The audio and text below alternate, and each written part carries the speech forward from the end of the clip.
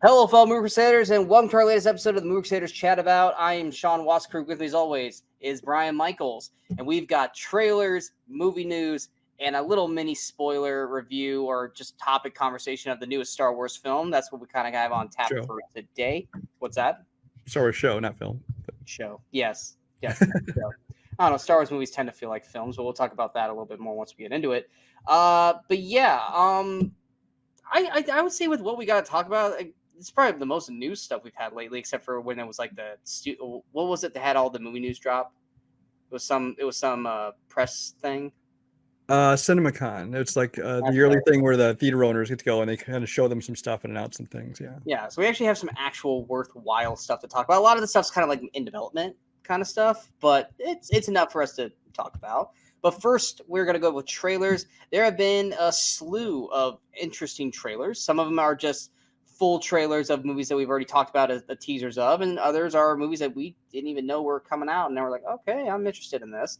But first, we're going to talk about Alien Romulus. We got an actual, I wouldn't say a story trailer, but we at least got a little bit more of an actual trailer out of it than just... I'd still call it a full trailer rather than a teaser, though, yeah.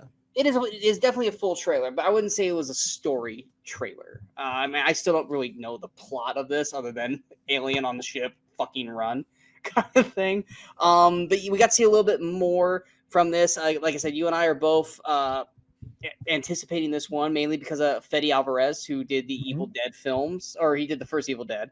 And then Don't Breathe 1 and 2, which I have not seen the second Don't Breathe. He produced 2, he didn't direct 2, but yeah. He didn't do the second one? No, he was still a producer and stuff on it, but he didn't direct it. Yeah. Gotcha.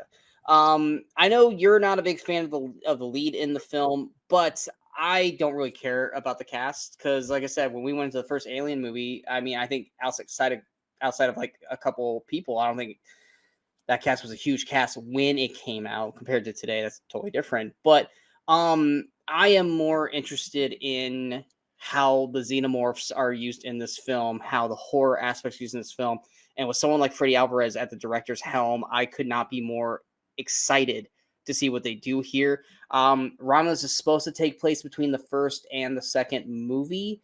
So I like that we're in the same realm of where Ripley is. I hope to God we're not going to get a Ripley cameo. I think it just needs to be its own thing. But what were your thoughts on this trailer? Yeah, no, this is it's one of those trailers that's this full trailer instead of a teaser was kind of more of the same. Like you said, we don't really get the story, and there isn't even a whole lot of dialogue in this besides yelling, screaming, run, things like that. Yeah. But you can see more shots. You get a kind of better feeling for like the atmosphere of it. And it's very much you can see Fede Alvarez's contribution to this film because it's definitely is kind of bringing it back to kind of that horror aspect where it's Alien. Obviously, the first one was more of a suspense horror. Then they went into kind of action with the second one, and kind of the ones after that kind of got a little weird and artsy because of the director they chose. Which I actually enjoy all the Alien movies to different extents, but I mean they have their issues. But this one kind of feels like it's going back to kind of a straight sci-fi horror, and I like that. I love the way he films it. I think that it looks like it's going to be perfectly terrifying. There's things like when she has a light behind her, you can kind of see the thing waiting to bust out of her, stuff like that. Was it a light behind her, or was she putting something on her chest? Well, I thought I saw her like try and reach something behind her back or something, so I couldn't tell exactly. I was like, that was a really fucking cool shot. But whatever it was, alien, like, dude, I'm like, oh yeah.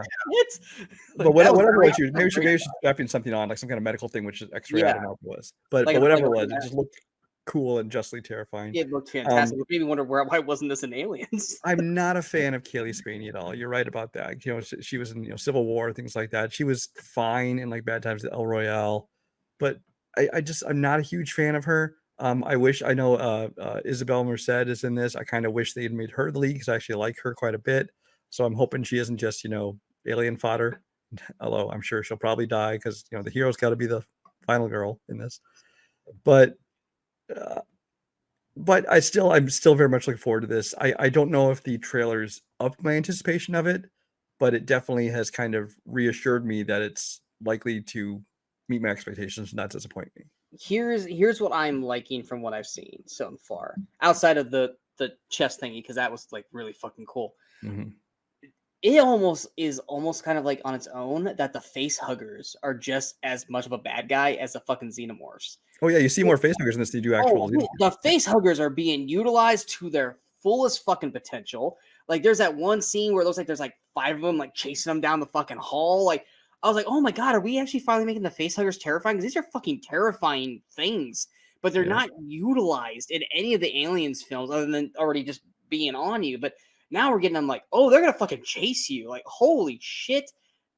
Freddy Alvarez is already doing more than what the past 5 Aliens movies have done. And it's making something that's honestly terrifying, fucking actually terrifying. Those were the two main things that I saw in this. Because like I said, Alien, if we're going back to the alien aspect of this, the less you see of the xenomorph is better. That's the terrifying aspect of it. So you need to have an actual villain in this, and if it has to be the face huggers, then fucking let it be the face huggers. Well, I think that works with Alien because you had not seen it yet. I think now that you've already seen the xenomorph in its full form, I think that showing less of it isn't really going to increase. I mean, you might increase the suspense of the moment, but I don't think it's like you can just tease it like you do like the T-Rex in Jurassic Park or the shark in Jaws. It's like 'cause we already seen it, we already know what it is. But it's still going to follow the same horror formula that all horror movies do. The first 40 minutes, nothing's going to happen, and then at the 50-minute mark to however long this movie is, that's when we're going to get the full glimpse of the xenomorph, and that's what's going to hit the fan. It's the same horror formula in every horror movie. If you guys think I'm lying, fucking have a stopwatch on any horror movie with a slasher killer or whatever, and tell me I'm fucking wrong outside of Scream. But yeah, Alien Romulus, like I said, I think this trailer, you said it keeps the same expectations as you had previously. I think it boosted it. Either way, we're what, a month out ish, or is it August for this? I want to say this one is August, but I will double check that. This one is coming out on August 16th. Okay, so we're about 2 months out for this, but I'm excited to see this one. Next, was not excited to see this trailer, but we fucking got it anyway. Venom 3. I think it's what it's not Till Death Do Us Part, is it? It's something. The Last Dance or something like that. It's something. The Last Dance. Oh god, if they have a fucking musical number, I'm gonna burn that theater to the ground. Let me see if I can find it real quick. Yep, it is The Last Dance. My god, that's Last Dance. Stupid. Yeah, I have not been hidden into the fact that I am not a fan of these Venom movies.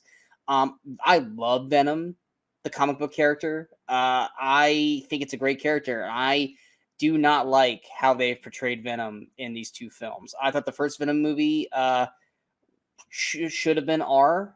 I thought it was bad acting throughout the whole thing, and I love Tom Hardy, but this is not the Venom movie I wanted. And then I got hope for the second one because we got Carnage and we got Woody Harrelson as Carnage. I'm like, that's the perfect fucking casting. That movie made me fall asleep in the middle of the third act battle between Venom and Carnage, something that I always wanted to see on screen, and I fucking fell asleep. And guess what? I've never gone back to rewatch it because I just didn't fucking care. So now we got the third movie. They're making it seem like it's the last one. Thank God. It looks a little bit more of the same, but I don't know. Maybe the third movie, I'm finally going to be okay with the bullshit that we've gotten in the first two films. Maybe not. It honestly looks more like the same plot of the first one, where it's other symbiotes coming to fight Venom, and Venom doesn't think he's going to make it out of it this time. So it's them kind of coming to the effect that this might be the end for him and Brock. I don't know. It didn't look bad by any means, but it still just looks like the same fucking movie where I'm going to be like, I'm going to give it a chance, and then I'm still not going to like it. Yeah, this is one of those movies that I'm going to see, but I don't care about it at all. I didn't like the first movie. I didn't like the second movie. I didn't hate them, but they were just kind of like completely forgettable. I don't even know if I watched either of them a second time, to be honest with you. So I was not looking forward to this movie. I mean, in this one, they do add Chiwetel Ejiofor, who obviously is a great actor. So I hope they at least give him something worthwhile to do. There's 4 casting people in this that I'm excited for. Chiwetel is one. I know you want the Ted Lasso reunion. Yeah. Yes, the Ted Lasso reunion. We got Juno Temple, who plays Keeley in Ted Lasso, and Cristo Fernandez, who plays Danny Rojas. I don't know how big of parts they have in the movie, but hey, anything Ted Lasso, I'm happy with. And of course, Reese Ifans, who was Lizard in The Amazing Spider-Man, which I always felt if they were in any Spider-Man world, it was the Andrew Garfield one. So I'm Well, that's what I wonder if I wonder if in this movie they're going to try to tie it in, because the fact they have Reese Ifans in there, and Reese Ifans was in Spider-Man, like not as a Lizard obviously, but also as himself. So they can't just ignore the fact that he was in a previous Spider-Man movie. So are they going to try and connect this to a previous Spider-Man movie, which to me seems like desperation at this point, especially if it is their last movie? I don't know. But the weird thing to me is though it's like they're trying to connect it to the MCU because they had that whole post-credit scene in the last one, which was completely lame.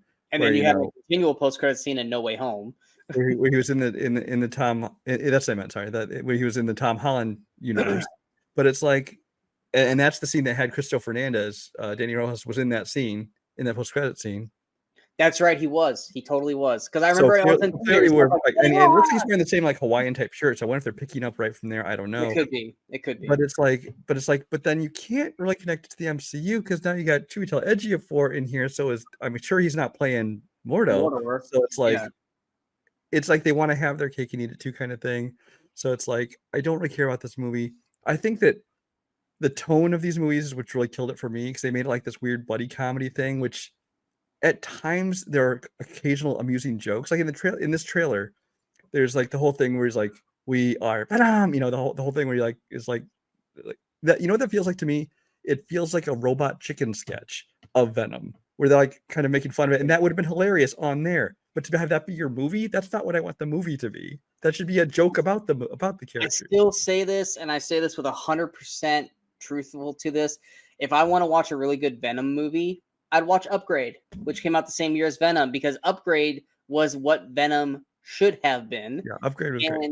Upgrade was great, and a lot of people don't know what that movie is, and that was the movie that Venom should have been. If you take nothing else away from this video, go watch that instead of Venom. Exactly, because that actor was basically also looks like a lot like Tom Hardy. Yeah, Logan Marshall Green. That was the movie that we should have gotten with Venom. But yeah. So I'm not looking forward to this movie. There's like the scene where they have it. They have him take over the horse, which looks cool. But at the same time, like that was one of the many things in this movie that in the whole franchise, obviously Venom, that just makes it feel like a 2000s era comic book movie. It's like, this just does not feel like a modern comic book movie. And I hope it's at least enjoyable. And for those of you who enjoy the Venom movies, I hope you love this. It's just, I'm going into with low expectations. And I'm going in with the lowest of low expectations. Like I said, if you guys enjoy these movies, good for you, I guess. I just good for you, but you're part of the problem. Yeah, you guys are the same people who make Despicable Me $1 billion, and they're never gonna stop making them. Like, come on, guys, do better. Next, definitely going towards the Brian's kind of films. We got Beverly Hills Cop, Axel F. Can we just call this Beverly Hills Cop 4? Because Axel F is fucking stupid, or just call it Axel Foley. Like, I hate this title so much. We got an actual story trailer for this. I don't know if this really moved, kind of like with you with Romulus. I don't know if this moved my meter up anymore, but I liked what I saw. I'm interested. I'm intrigued. I hope it's good. It did move the meter up for me, not to where I assume, I'm expecting greatness or anything, but it's like it got to the point where this trailer felt like the old Axel Foley, felt like the old Beverly Hills Cop movies, felt like old Eddie Murphy. And it's like, if they can succeed in carrying that tone through the entire movie and not just the trailer, then this movie could be good. It could succeed, because it's like, I enjoy him in this character. I think that, I think they've done a good job capturing the feel of those old movies, and it looks like it's going to be, and we already know it's, going to be a full R-rated, so the comedy and the action should be pretty good. So again, it didn't like move the meter a lot for me, but it kind of, like I was saying with Alien, it reassured me. It kind of solidified its place on my expectation meter that, okay, this has the potential to still be good. Plus it adds Joseph Gordon-Levitt, it adds Kevin Bacon. We love both those guys. Which, and again, we didn't see a whole lot of anybody in the trailer. We saw bits and pieces of a few of the characters, but it's like, I'm looking forward to it looks like the main general plot is that he's thrown in because Billy's in trouble. and that seems to be why he's thrusted back into the story. But it looks like that's just kind of a mid plot, and then it looks like there's gonna be more to the movie after that based off the trailer. But I'm intrigued to see where it goes. I hope it's better than Coming to America 2 or Candy Cane Lane, which I didn't hate Candy Cane Lane, but it's just kind of, it is what it is. But I think it has to be better than Coming to America too. But again, that's one that they watered down to PG-13, and that's also one where, like, honestly, Eddie Murphy wasn't the star of that movie. It was more about the kids, and he was like a background character. And this one, Axel is the main character. So Axel F is the character. Anyway, that is July, or is that July 4th weekend, I believe? Yeah, July 4th weekend. Yeah. So that'll be out on Netflix. Next, we have a trailer that just randomly came up out of nowhere. Wolves, I guess. Yeah, Wolves, with Brad Pitt and George Clooney. It was a random tease that the trailer was coming out the next day, and I remember Brian tricked me because I was at work, and he says, "We text go, dude, the Wolves trailer is did you say it's amazing, epic or something like that?" Yeah, epic. And I go to watch it, it's 15 seconds, and I'm like, you son of a bitch, because I didn't even look at the time on it. I just went and clicked on it, and I'm just like,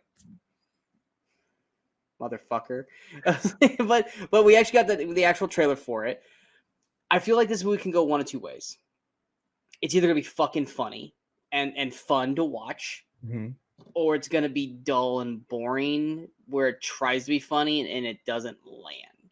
Do you where do you lean on it? I feel like this movie is it's and from the music and stuff, it looks like they're trying to go for that kind of Oceans vibe, like the Oceans 11, 12, 13 movies, where it looks like the people making this movie had a lot of fun making this movie, but it's I hope that translates to us, because it's obviously we like these actors and they're cool and playing off each other, and I think it will be fun. I had heard of this movie, just the very basic plot line of it, and that the movie was being made, and I knew it was an Apple TV Plus movie. I'm happy to see that they're putting it out in theaters first, which Apple usually does. So I'm glad to see that. And whereas the originally, I would have seen it anyway because of the stars, but the plot was kind of okay, whatever. This trailer I actually enjoyed. I think I like that it seems to have a light comedic tone to it. So obviously we love hitman comedies. Watch our other video, you'll see that. So this kind of right up our alley, although I don't think there's a rom-com angle to it. But it's kind of, I like Brad Pitt the most when he's having fun. I like George Clooney the most when he's having fun. They're both fine actors when they're serious, but there aren't the movies of theirs that I love. Aren't there serious ones? Oh, I take that back. Brad Pitt 7 is good, but I have the most fun watching Brad Pitt when he's in a fun role. Put it that way. Yeah, Brad Pitt, fun Brad Pitt's the best Brad Pitt. Yeah. I've seen a show a lot like these characters. It was called Ray Donovan. I thought Liv Schreiber did a fantastic job with it. I don't know if I really care about these type of movies, but I'll care about it because of Brad Pitt and George Clooney. But like you said, they wanted to be an Oceans movie. But what was the best part about the Oceans movie? It was the big cast. This feels very much like a 3-person cast, and the third person in the trailer didn't really do much for me. Granted, it's a trailer. They have a whole movie to win me over with this character. But the main general plot line of what they sold me on the trailer didn't really do much for me. But I enjoyed watching George and Brad Pitt looking like they're having fun. We'll see what they go with on this. I'm intrigued, but I'm not necessarily excited for it either. I will say in its support of this movie, it is also directed by John Watts, who did the 3 Spider-Man Tom Holland movies. That is the one glimmer of, I love John Watts as a director, so this has to be at least enjoyable. I believe, yeah, he also wrote it. So yeah, so that's the one thing that goes, okay, Sean, calm down. John Watts is directing this. I trust John Watts. I trust George Clooney and Brad Pitt. I don't see these 3 together having a bad film, but we'll see. Right. Next, Beetlejuice trailer. Can we just already come out and say this?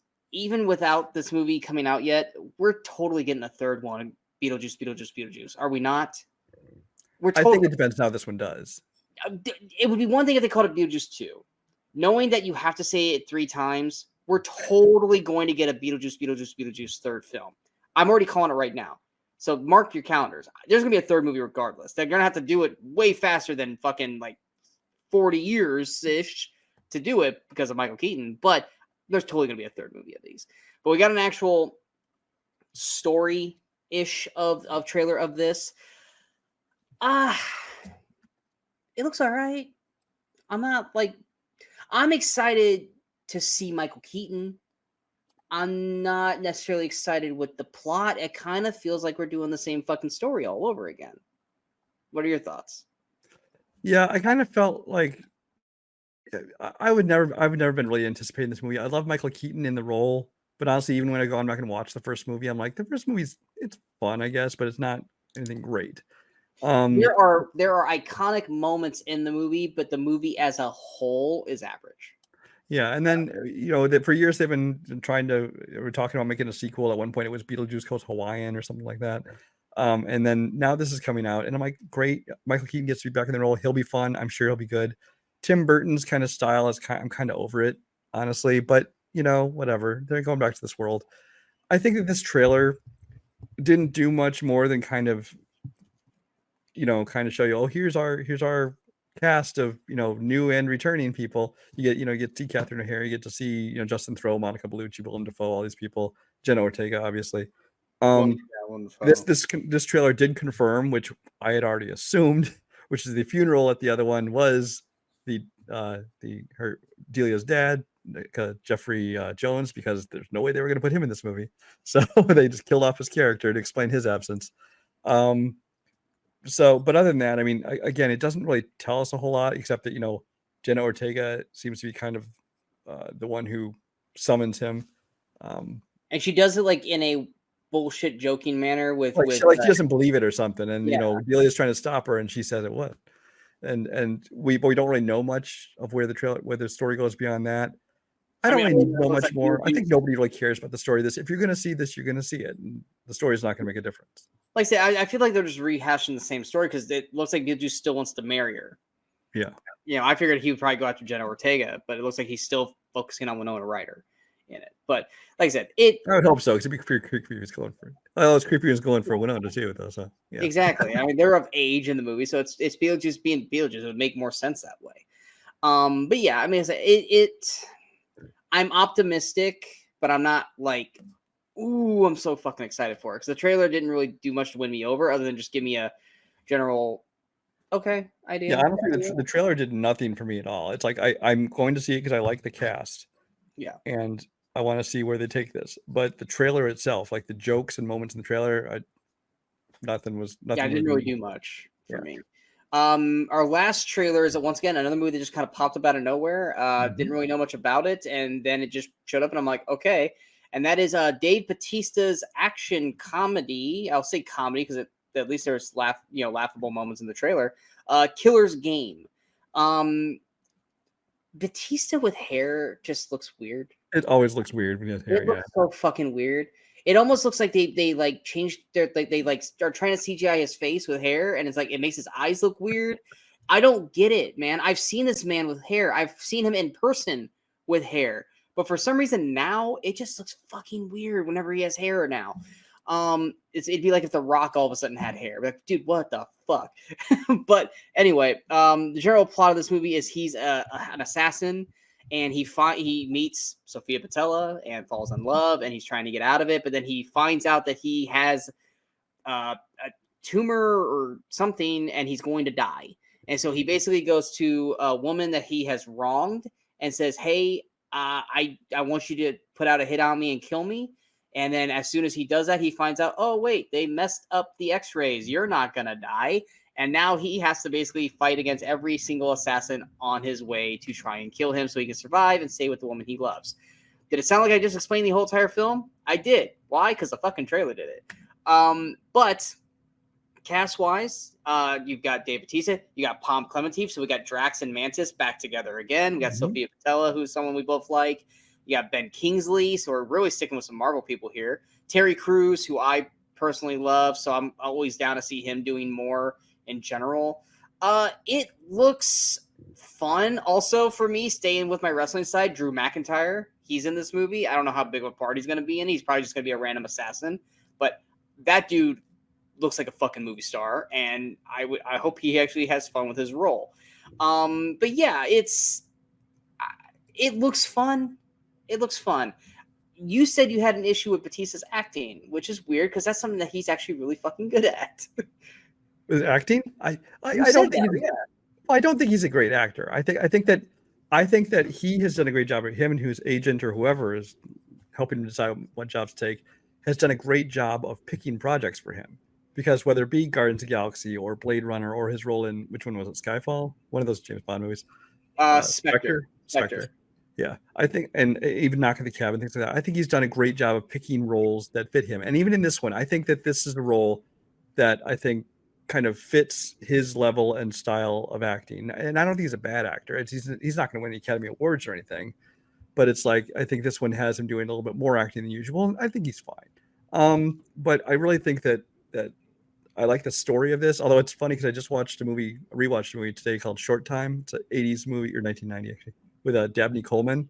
It's basically he's this cop who finds out he's going to die, so he tries to basically get himself killed on the job so he can get his insurance and life insurance money for his family. And he finds out, oh, the hospital screwed up the diagnosis and he's not going to die. It's basically the same plot except in more of a comedy. So I mean, it's not an original thing, but I do like this take on it. I love the cast, especially with Palm and Sophia and Dave. The one name you didn't mention was Scott Adkins, who I actually like a lot. I mean, not so much in a fat suit, but he's actually a really good martial artist action guy who most of his stuff doesn't tend to go theatrical, but he's actually really fun when he's doing action. This is one that it's one of those movies that I don't expect to make my top 10 of the year or anything, but I think I'll be very entertained by this movie. And it's from the director of Day Shift, which we both liked. So yeah, and like I said, I didn't mention Scott Adkins because the only reference I have of him is in a fat suit, and I thought it was the worst part of the fucking movie, so I didn't mention him for a reason. But if anything, like I said, the one thing I'm probably most excited about this is Palm is getting more of a central role because a lot of people only know her as Mantis. That was one of the things I was really a championing for her in Mission Impossible: Dead Reckoning. It was like Palm was great in that movie. We need more Palm, and I hope she gets a lot more in this film. I liked what I saw of her in this trailer, and I hope we get more of her in the film and not just little small snippets to the movie because she's the bad guy in the film. But yeah, this was an interesting trailer. It was enough for me to go, I'm actually excited to check this out. I think it's going to be a fun movie. It's going to be a movie that I feel like people could go see in theaters and enjoy. But Batista's action comedies are hit and miss. There was Stuber, which on paper looked like it was going to be fun, and it was dull as shit. Then there was My Spy, which should have failed, but it was okay. It wasn't great. It also took 18 months to come out after it was supposed to come out. It's like a requirement of every action star to go do a kid's film at some point. So I mean, Vin Diesel and The Rock did it, so Batista might as well do it as well. Yeah, he had to follow the formula. Yeah, follow the formula. But yeah, it was an intriguing enough trailer for me to really, kind of want to say focus on it. But yeah, those are our trailers. Let's go ahead and go to the movie news. A lot of this stuff is just announcements. Nothing super crazy, but stuff that we want to take notice of and be excited about. One thing, and if you guys have been following us, you guys both know that there is one particular horror film that Brian and I could not give a rat's fucking ass about. And that is The Exorcist. It's overrated as shit. It is not one of the scariest horror movies of all time. Anyone who says that is bullshit. I would love to see what they actually watch an actual scary movie and see if that actually affects them, because The Exorcist is not a scary movie. I will fight to this day that The Exorcism of Emily Rose is a way scarier exorcism film than The Exorcist.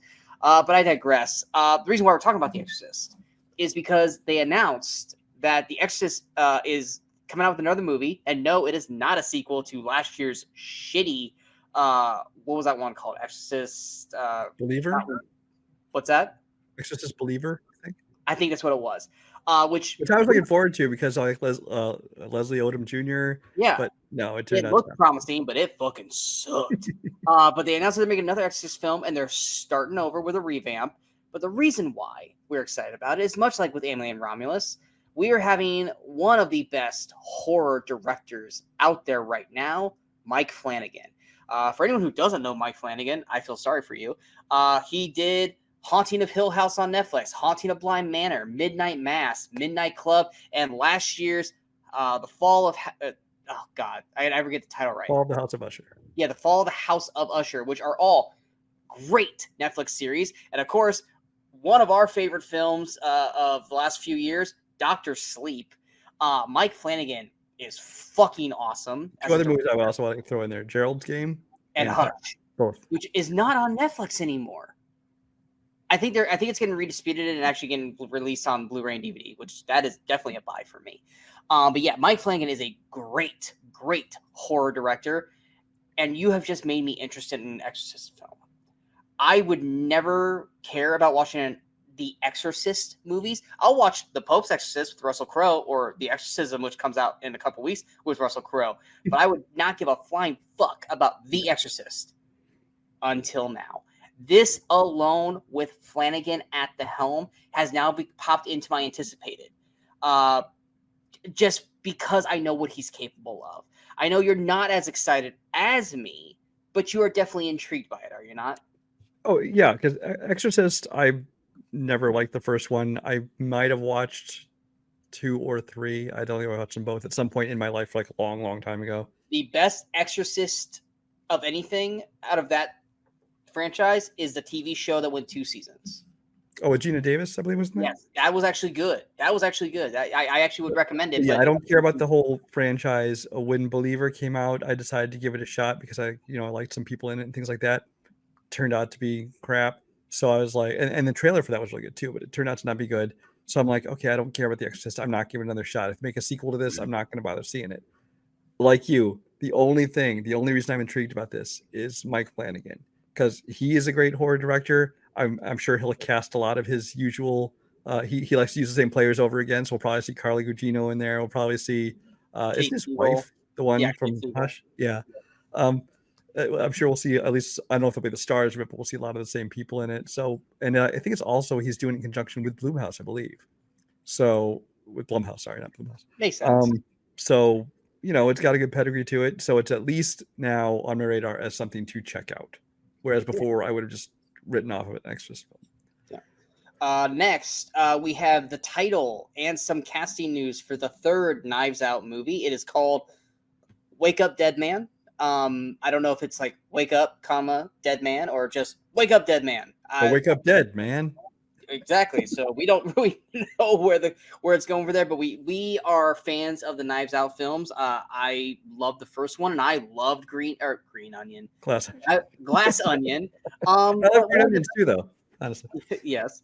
But one of the great things about these movies is the cast. And we got so far 9 people, counting Daniel Craig, announced for this cast. I will say this is probably 11. It's not done yet. Probably the weakest casting of the 3, but these are all solid players.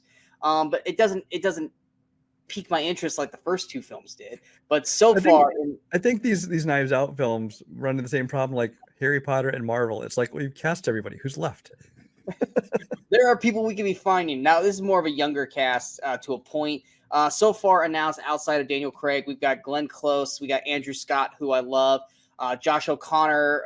People know him from Challengers that came out earlier this year. He was great in that. Kerry Washington, always well liked. Jeremy Renner, just fucking happy to see Jeremy Renner back at it after his accident last year. One that's not going to make you happy, Kaylee Spiney, or however the fuck you say her name. Mila Kunis, that was one that was random. And then Daryl McCormick. I don't know who that is. He's done mostly smaller movies. He is in this summer's Twister, so we'll see. Okay, so we'll find out from there whether we like him or not.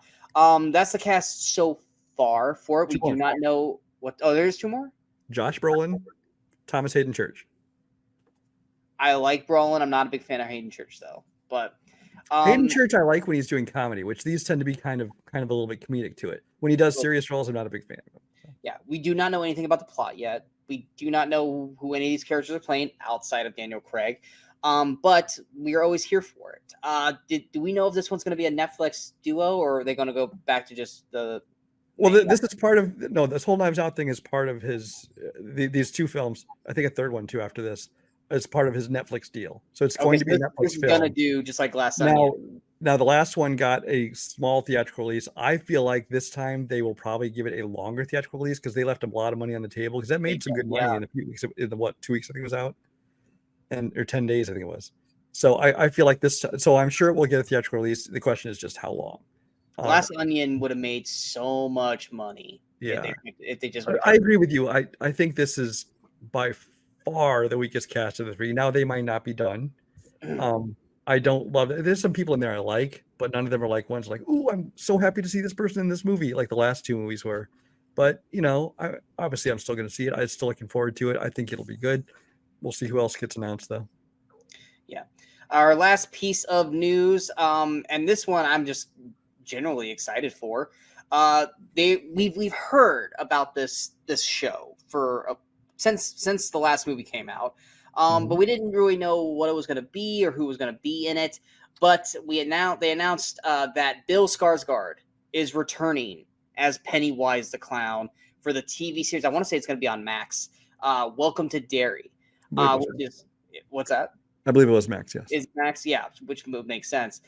General plot from what we know of so far is it will follow the events in the 1960s, the time leading up to the events of the first film in the series. But Bill Skarsgård at least is back for, I don't know how big of a role he's in this, but just to see Pennywise the Clown back and with Skarsgård back under the makeup for it, that's immediately going to pique my interest for this. The only other real names I'm seeing, at least so far, is James Remar and Madeline Stowe. I haven't seen her in a long time. Yeah, that's the only real cast I'm seeing so far of announcements that people pop up in my brain on. But I don't think it's coming out next year, so there's still more people to probably be announced, actual trailers and plots. But the main news is that Skarsgård is actually coming back to play Pennywise. Yeah. Now, my understanding of it. Now, this I don't know how much is confirmed, how much of it is rumors, but my understanding is that this is like a prequel, like back in the days. I wonder if it's like back in the days when he was just a guy before he became Pennywise the Clown. Well, no, they literally said it's in the 1960s leading up to the first film. So they did. Okay, he is Pennywise the Clown. He's been around because in the movie. Oh, see, I missed that. I missed that announcement. Okay. Yeah, in the movies, they talked about how he was back in the 1800s and he did this in the 1920s. Did this. So this is Pennywise being fucking Pennywise. Because Pennywise is... that makes me feel like it's just a cash in. Like, well, we can't do a sequel, so let's go back and do one before this. I don't know. Well, I'm excited to see him back as like you. I'm excited to see him back as Pennywise, but at the same time, kind of like, It'll be interesting to see what they do because it's a show and not a movie, so they can let it spread out. But I'm intrigued just because, like I said, how much is he actually in it? Is he actually going to be a focal point, or is he just like this era of like kind of like fucking in Lord of the Rings with oh my god, Sauron? Like he's there. We're not ever going to really see him, but he's there. But I don't think he really announced Skarsgård as Pennywise if he was going to show up at least at some point in the movie. But is he only in it for 5-10 minutes, or is he actually a focal point in it? We'll find out, but definitely has popped up in my anticipation meter just for that announcement alone. Going to our main story, the latest Star Wars show has popped up on Disney Plus, The Acolyte. This is a show, not a movie, a show that was definitely intriguing for me because we are finally leaving this 60-year, not even probably 60 years, probably more like 40 years storyline of the Skywalker saga. We're 100 years before the Skywalker saga started, or the Empire Republic story started, however you want to call that. I want to say it was like 300 years, but yeah, it's 100. It literally says at the beginning of the movie or the beginning of the show, the first episode, 100 years since or before the rise of the Empire or stuff like that. So it's 100 years. I thought it was 1,000 before the show started. I'm like, oh, it's only 100. Okay.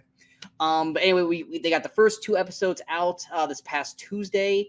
We both watched them. The main cast, we got Carrie-Anne Moss, we've got Amandla Stenberg, we got Daphne Keane, Charlie Barnett, sorry, and Manny Jacinto from The Good Place. And of course, who I was excited for is Lee Jung-jae. Is it Lee Jung-jae? It is Lee Jung-jae, yeah. Yeah, from Squid Game, which I'm so excited for Squid Game to come back next year. So that's basically the main cast for it. story-wise, at least from the trailers, was that it looked like, we're in the Old Republic, the High Republic for the Jedi, where they basically kind of ran the shit. And it looks like kind of the birth or the rebirth of the Sith. At least that's, like I said, what the trailers made us to believe, or at least leading us into this. But we got the first 2 episodes. And Brian, what were your thoughts of the first 2? I actually don't know your thoughts on this at all, so I don't know if you like this or dislike this or not. Are we doing spoiler, not spoiler? You know what? It's been almost a week since these first 2 episodes have come out, so let it all go. Okay. I've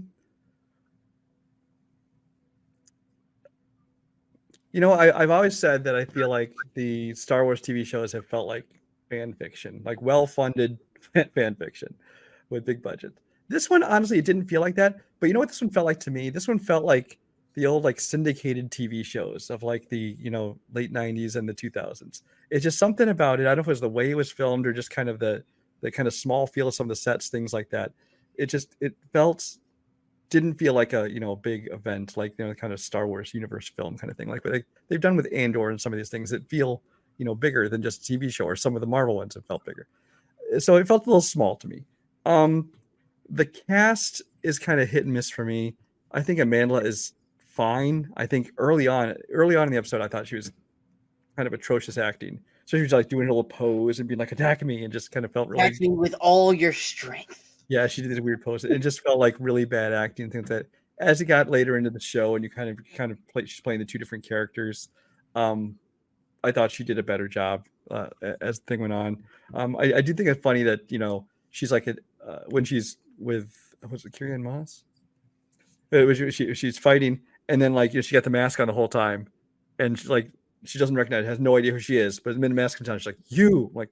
What, the nose and mouth gave it away? I don't know. I thought that was funny. Anyway, I mean, maybe it was a blip in her life that she didn't remember it. Lee Jung-jae, I thought he was okay.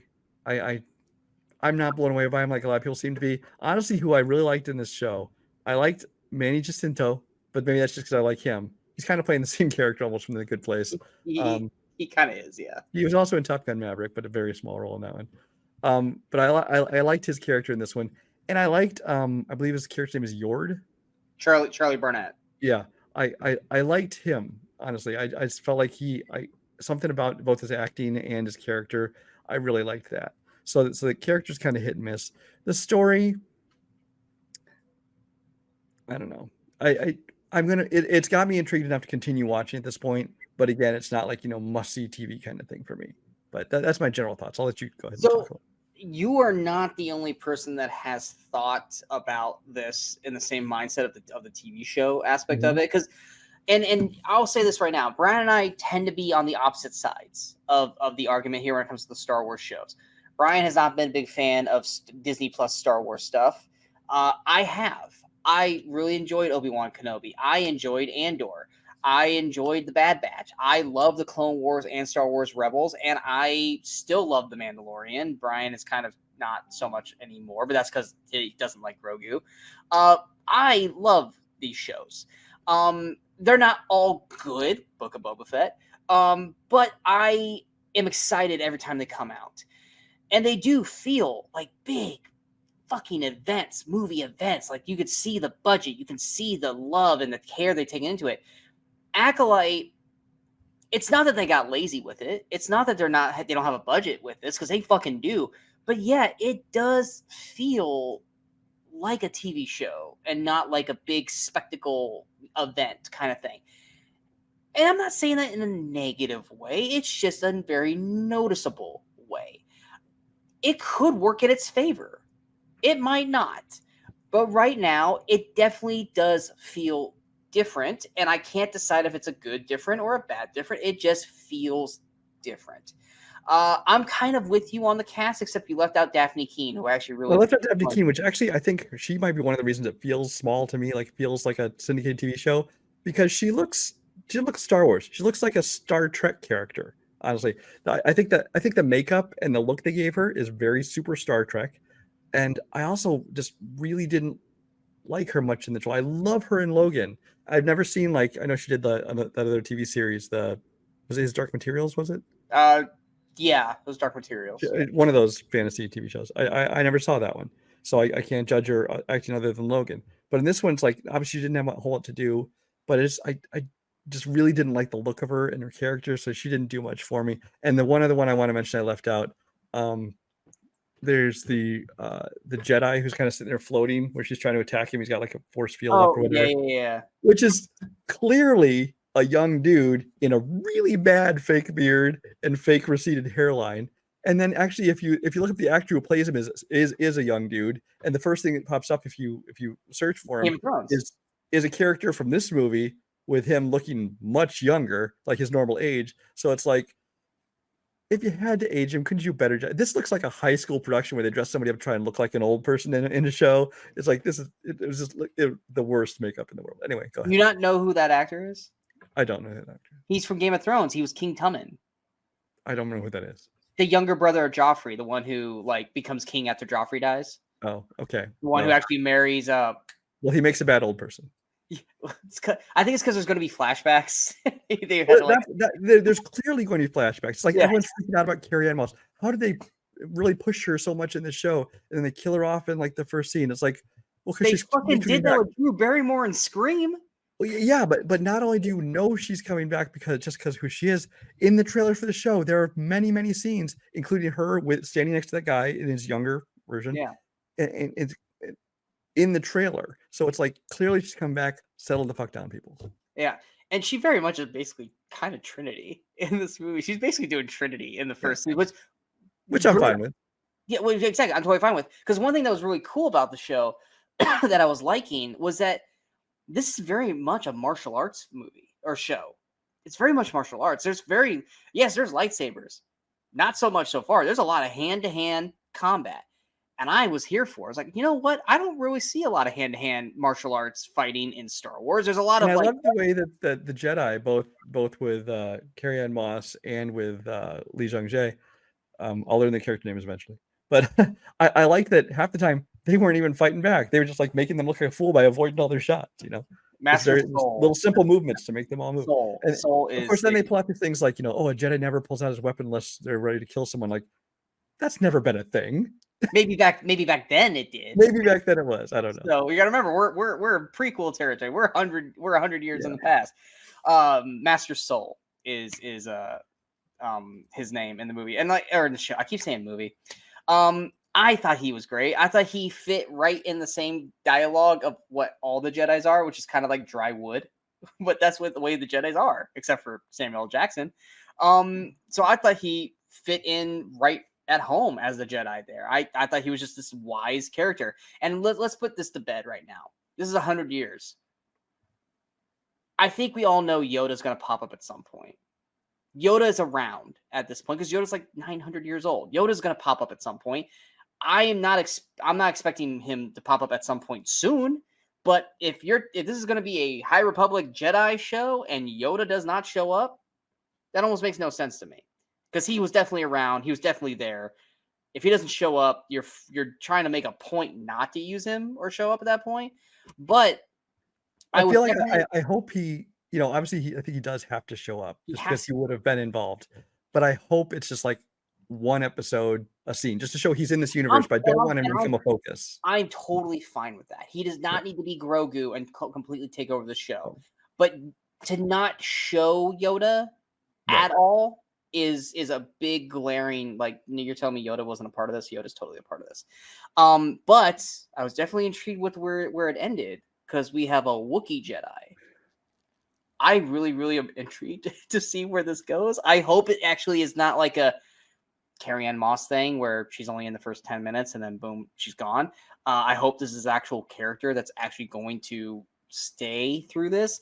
Now, on the actual plot of the first 2 episodes, it didn't really hook me. I kind of picked up on what they were dropping with the twist right from the get-go, because the characters were completely 2 different characters. And the thing is, I think they weren't trying very hard to hide that, because I think they revealed it fairly. I mean, this first episode, basically, they revealed Within it. the first 20 minutes, they pretty much like put Yeah, so it was like they were really trying to hide it. So I'm glad they didn't try, because if they tried to drag that out too long, people would have been like, "Well, we all see this coming. Come on." But this way, it didn't feel that dumb, because like, okay, they have to kind of pretend it's, you don't know, but they reveal it soon. And from what they didn't release in the trailers, so I mean that was at least something they were able to Yeah. keep us from. Same thing with Carrie Ann Moss's character. But I will say, I mean, from what I've heard, because most reviewers have gotten the first 4 episodes, so they already know what goes on in the next 2 episodes. From what I've heard, the next episode is very much a flashback episode. So we're probably gonna get Carrie Ann Moss back. We're gonna see what happened to the 2 sisters. So we're probably not gonna get Amandla in this. We're probably gonna get the younger actor actress who was playing them that we see in the show so far. Like I said, I like Daphne Keane in this. I thought she was actually a real good job in it. It was another Padawan that they showed right in the very early with the horn sticking out. She looked very Star Wars or Star Trek in the movie. I was like, I didn't really like her whole look. Same thing with the one that talks to Master Soul after he's teaching the younglings. I was like, they look very Star Trek-y to me, which is not a bad thing. It's just just like, oh, okay, that's something that's Star Trek Discovery would have for their makeup. But I thought Daphne Keane was solid in it. Charlie Barnett, I didn't like him as much as you. I think I'll grow to like him in the movie, but I didn't think his performance was that strong. He's very much a very wooden actor, which once again helps him out that he's a Jedi, because that makes sense. But I hope they give him a little bit more to work on. But the first 2 episodes didn't really win me over. I'm obviously going to keep watching because A, it's Star Wars, and B, it's only the first 2 episodes. I'm expecting it to get stronger as it goes on, but it didn't leave me going, oh, I can't wait to watch the 3rd episode, except to see what a Wookiee Jedi does. But based off of what I'm hearing, that the 3rd episode is mostly going to be flashbacks, I don't think I'm going to get that this upcoming week. I think I'm going to have to wait for 2 weeks for episode 4 before we get to see that story. Well, no, because the Wookiee Jedi is in that same group that she's trying to kill. But we Because don't. of whatever happened back then in that flashback. I know, but I don't know how much we're actually going to get of them. I hope we get a lot. I hope we do. I just am, I'm preparing myself to not get what I want out of it. But yeah, it didn't really move my needle of excitement. I was excited to watch it, and then about halfway through the 2nd episode, I'm like, I'm not really loving this. Like, I'm watching it, but I'm not like I am with most Star Wars movies or shows on Disney Plus. I also feel like both the episodes kind of had these. They seem to have the worst episode endings. Honestly, it's like they end with these moments like want to seem dramatic, and you're just like, whatever, dude, just move on to the next scene. And it's like they play it up like it's some super. But isn't that how like every Star Wars movie for the most part ends? They play the dun dun dun dun screenway dun dun dun dun dun. It's like it's always this like big epic. Like, it's not really that big of an epic ending, guys. Like, you're just really ending a scene and then you're just throwing the credits in. That's how all Star Wars shows end, or movies too. But yeah, so it hasn't really excited me that much. But once again, it's 2 episodes. I think it's 8 episode season. I think it's 8, yeah. Yeah, so we got 6 more episodes to kind of win me over. I'm not, which sucks. I want to be excited. I love Star Wars, and I want it to keep expanding. And I was so intrigued by this. Now, like I said, first 2 episodes. They have 6 episodes to completely win me over, which I'm hoping that they do. But I'm not. I'm really very kind of low. Kind of just like, all right, whatever. So like on Tuesday when it gets released, I'm not like, I can't wait. It's more like, all right, I might watch it Tuesday, or I might just wait till Wednesday. It's whatever. Which I don't want to feel that way. I want to feel like, oh my God, I can't wait for Tuesday night so I can watch the next episode. And I'm just not there right now. And I know how you feel about Star Wars right now. So you're just kind of like, yeah, I'm going to watch it. But again, but I'm not going to abandon this. I'm going to watch it. And I kind of feel the same as you. They haven't grabbed me, but I'll check it out for what, I'm hoping that future things maybe grab me a little bit more on it. But it's all right. Although I'm confused by your statements about Daphne Keane, because the scenes you were talking about in the earlier, like her with Master Soul, that was Daphne Keane's character. No, it's totally different. That's a totally different Jedi character. That's not Daphne Keane. I'm not saying it was with Master Soul. It was almost like Yord had like another Jedi with him. It was older than Daphne Keane. Okay. Yeah. I thought it was the same one. Yeah, no, totally different one. But just in terms of just general amusing nitpicks, I want to mention. I'm watching this show. I'm just picking out little things here.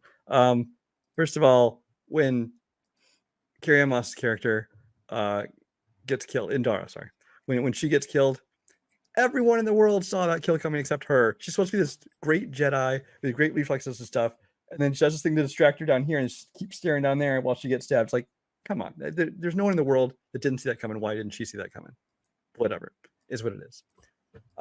2, fire in space doesn't happen. So when that ship comes So on many fire, people are making a fucking freak out scene about there this. can't be fire in space. Just saying. Now, granted, there also can't be sound in space when TIE fighters fly by and things like that, but still, it's like, come on, let's have some reality.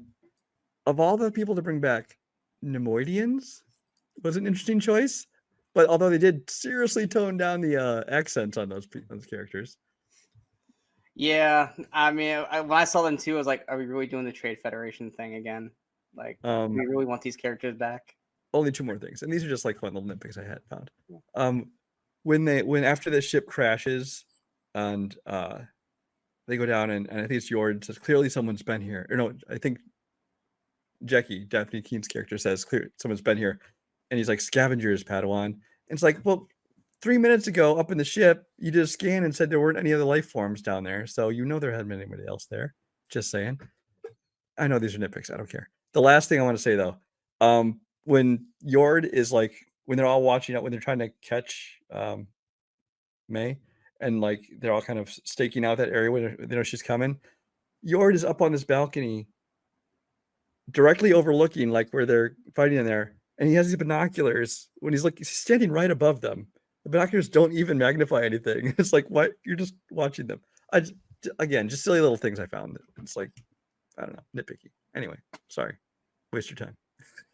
No, You guys look at your face like, why are you talking about this stuff? No, Brian? I'm literally pulling up the other Jedi that I was talking about. This is how invested I was in this show. I'm just amused by all these little things. Yeah, no, I'm not listening. I'm trying to pull up that other Jedi so you know who I'm talking about after we end the episode. Okay. But yes, that is it. We hope you guys enjoyed this episode. If you guys did, go and hit that like, share, and subscribe button to the channel so you guys stay up to date with all the latest videos pop up on the Movie Crusaders. Of course, you can follow us on all the social media outlets you see below. Let us know what your thoughts are on these trailers, movie news, and of course, Acolyte. Are you guys liking it so far? Are you kind of where we are, where we're just kind of like, hopefully it gets better, hopefully, or do you guys just straight up hate it? Such as also the trailers. Are you guys super excited for Venom 3 or Beetlejuice, or are you guys kind of in the same boat we are? Let us know in the comments below. Out right now, we have reviews for The Watcher, or The Watchers. Wow, I fully blanked. Hitman on Netflix, and Bad Boys Ride or Die, which should have been Bad Boys for Life. Those are on the channel. Non-spoiler and spoiler review for Hitman and Bad Boys Ride or Die. Coming up next this week, we've got Inside Out 2, which I will have a review for by myself because I care about that movie and Brian does not. And then we'll probably be back again for another movie series to chat about as soon as we have enough stories and trailers to compile enough to have an episode. But we hope you guys enjoyed this. But until next time, I am Sean Walsh-Krug. That is Brian Michaels. In case we don't see you, go watch some movies and go have some fun.